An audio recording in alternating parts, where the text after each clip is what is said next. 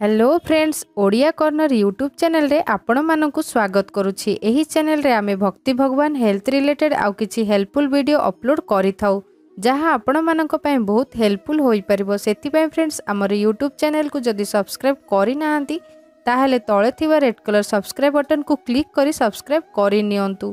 ता सहित एही बेल रो आइकन को क्लिक करंतु जहां फल रे हमर नुवा नुवा वीडियो सर्वप्रथमे पाई परिबे। फ्रेंड्स, एही वर्ष 2019 रो प्रथम चंद्र ग्रहण हेबार अछि। 21 जनवरी सोमवार पूर्णिमा दिन प्रथम चंद्र ग्रहण हेबो आ राहु कर्कट राशि रे रहिबो।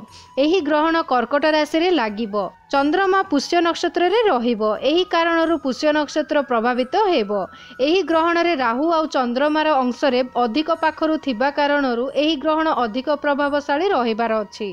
आ ग्रहणर प्रभाव मध्य 12टी राशि उपरे होई थाए। किंतु आमे जानिबा मेष राशि विषय रे। मेष राशि जातकंकर एही चंद्र ग्रहण कौन प्रभाव हेबार अछि। फ्रेंड्स, मेष राशि पई एही ग्रहण आपणक चतुर्थ भाव रे लागिबो, जहा द्वारा चतुर्थ भाव प्रभावित हेबो। आउ चतुर्थ भाव जो होई थाए ताहा मार भाव बा सुखर भाव होई थाए, जहा कारणरु आपणक पारिवारिक सुख रे कमी आसी पारे। ता सहित हठात काहा सहित झगड़ार संभावना मध्य बनुछि। आपणक पई यात्रार जोग मध्य बनुछि। यात्रार प्रबल संभावना अछि, किंतु यात्रारु होई पारे तो बंची रुहंतु किंबा यात्रा करिबा समय विशेष रूप से सावधानी रखिबार अछि। पारिवारिक जीवन रे टिके असुविधा आसी पारे।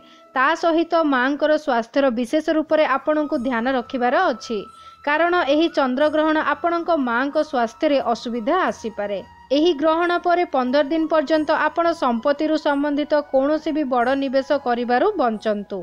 आशा करुछि फ्रेंड्स वीडियोटी आपण मानकु पसंद आसीथिबो। जदि वीडियो पसंद आसे ताहले कमेंट करंतु, लाइक करंतु आ निज फ्रेंडशिप रे शेयर करंतु। ता सहित आम चैनल को सब्सक्राइब करिया को भूलंतु नाही।